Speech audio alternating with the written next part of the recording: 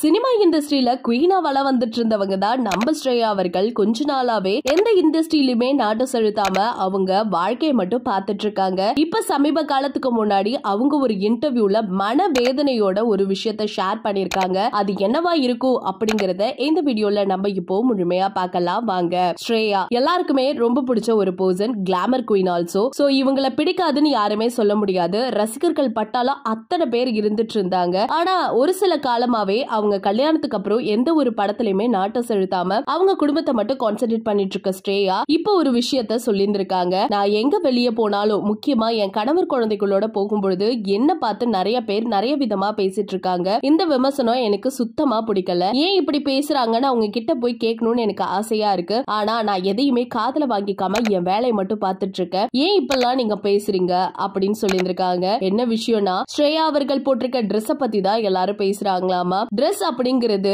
என்னோட உரிமை, நான் எப்படி வேணாலும் போட்டுக்குவேன். அதை நீங்க ஏன் ஜட்ஜ் பண்றீங்க? உங்க வேலையை மட்டும் பாருங்க. என் ஃபேமிலிக்கு தெரியும் நான் நல்ல பொண்ணா கெட்ட பொண்ணான்ட்டு.